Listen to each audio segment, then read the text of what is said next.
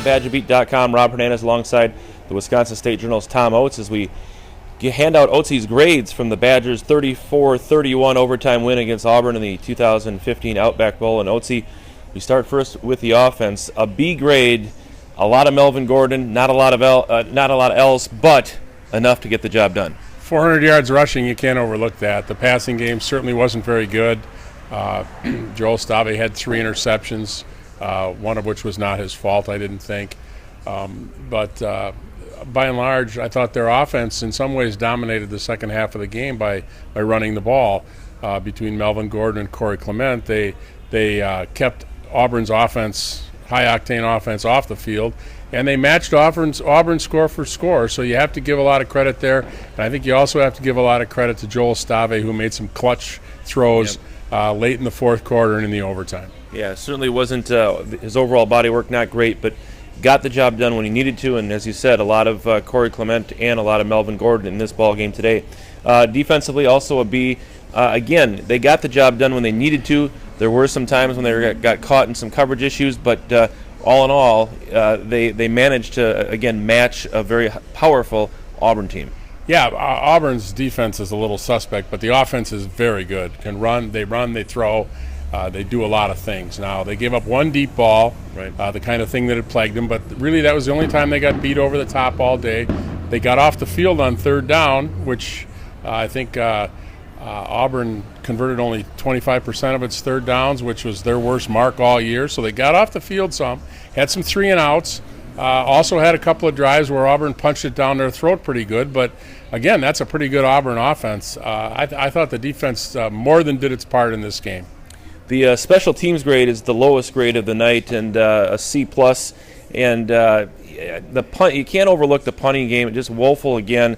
But Rafael Gaglianone was able to come up with some clutch field goals at the end. And I thought Andrew Endicott on the kickoffs did well. But where do you see the grade suffer? Is it all in the punt game? It's in the punt and the return game. Sure. They're just not getting anything out of their return game. And the punting, I'm not sure what's happened to Drew Meyer. I thought there was a time in his career when he's a very, very promising punter. My own personal theory is they've asked him to punt so many different ways that he's kind of lost his groove. I don't know if that's true or not, but it's my story and I'm sticking with it. So, but Gaglianone raises this up. Now, granted, they were only 20-something field goals, right. But you cannot kick two more clutch field goals than what that freshman kicked. And that really raises the grade, in my opinion. Well, and I thought the importance of those field goals is magnified on the final field goal effort of the game by Auburn, hitting the upright. I mean, and it wasn't much further than the ones he was trying to kick, and it clanked off the upright. Well, as we've seen in Green Bay, even extra points aren't safe. So, more power to that kid, because I think early in the year he missed some field goals. Fairly easy field goals, and we were talking about what a great leg he had, but that he wasn't truly consistent. Well, I think in this game he showed that he has become a very consistent kicker. All right, time to look at the coaching grade from the Outback Bowl. A B+ overall, and I guess the big question I have for you, Oates, is how much coaching do you feel Barry Alvarez did in this game, leading up to this game, and how much of this grade goes to the assistant coaches who were put in a really weird spot here with the coaching change and having to perform and having to go about their business, knowing that everything's up in the air? Both. I thought the assistants did a terrific job.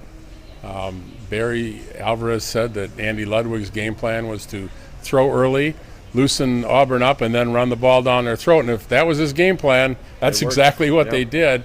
I thought Dave Aranda did some things defensively to take away Auburn's run game in the first half and frustrated Auburn quite a bit. And the one thing they did do is Nick Marshall, the quarterback, has beaten a lot of teams with his legs, and he did not beat the Badgers with his legs in this game. So that's good coaching on the defensive side. And overall, I just think I thought and this is what my column was about, is I thought Barry Alvarez was a bystander 2 years ago when he coached the team. He was like, okay, these assistants have been with this team all year, just stand back and let them do their thing. I thought he put more of his imprint on the bowl prep. I thought he put more of his imprint on the bowl game itself, in-game decisions and things like that. And you know what? I think that was really what put Wisconsin over the top. I'm going to tell you, I thought Barry Alvarez had a big effect on this game and a very positive effect on this game. I would agree. Kind of shades of the Rose Bowls he coached in.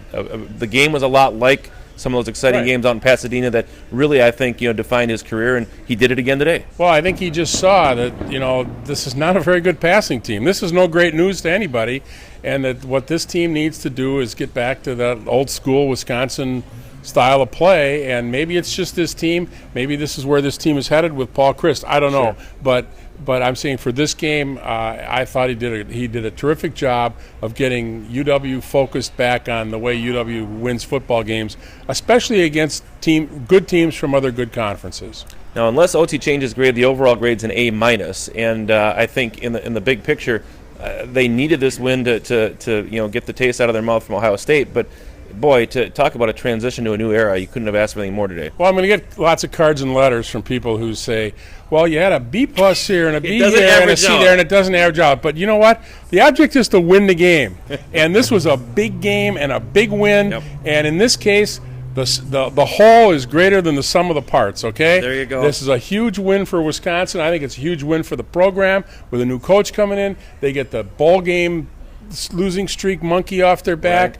Right. They get some good national publicity for a change on a large stage. They got a win. They beat an SEC school coming off the Ohio State loss. I just thought in so many ways this is such a huge win that it deserves the fact that they won this game deserves a bump in a grade. Okay, and I'm going to put you on the spot here as we close out our final grades of the 2014-15 season. But if you were to grade this 11-win season by the Badgers, overall, what would be the final grade of this team? I think it's about a B. They lost at least one game they never should have lost to, and they lost the Ohio State game in hideous fashion. Right.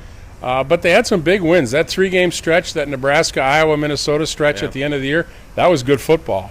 And they and to come down to Tampa and beat an Auburn team that last year played in the national championship game, I think that says a lot. So I would go with a B. All right, that's it. The final grades of the 2014-15 season for Tom Oates. I'm Rob Hernandez. Thanks for watching Badger Beat. We'll grade the Badgers again next fall.